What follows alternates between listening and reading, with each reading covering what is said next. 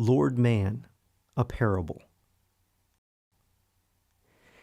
In the beginning, the world was whole, and beauty prevailed, life begetting life until the waters, then the lands, were filled with creatures.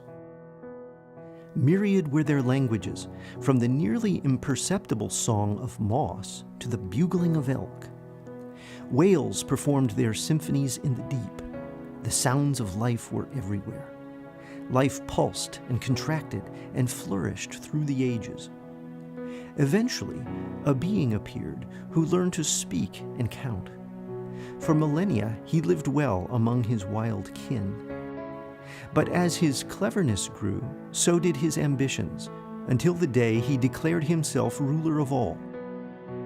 Believing the self-deception that his kind was sovereign over the others, he taught his children that the earth had been made for man's use and profit. He no longer recognized his neighbors in the community of life, instead calling them natural resources. His work he named progress. The old religions, which had long tied the human tribe to the other creatures in a circle of reciprocity, were forgotten. Feigning himself Lord Man, he grew ever more clever. He learned to gather and burn fossil fuels made by ancient geological forces. Praise was sung incessantly to the new god, growth. His numbers became multitudes. As the multitudes spread across the face of the earth, the songs of the other creatures grew fewer and fainter.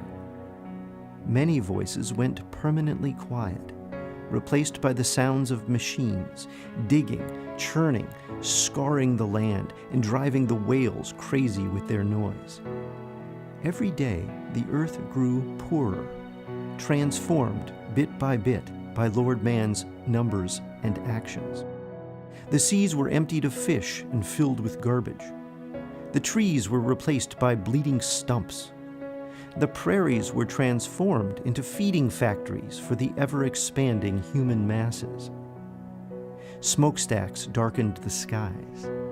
No place was sacred, no landscape safe from the insatiable creature's thirst for more energy to serve his god of growth.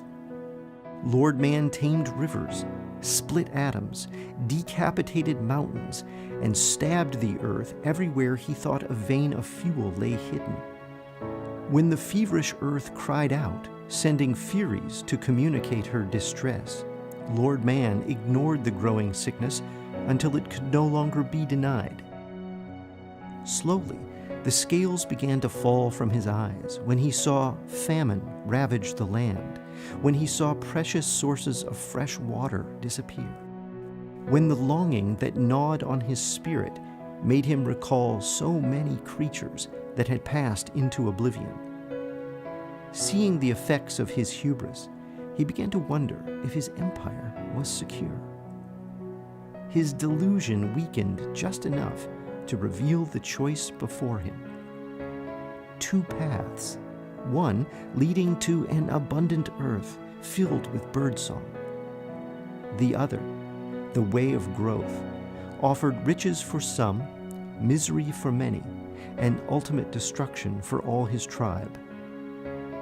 Would he restrain his numbers and rejoin the community of life as plain member and citizen?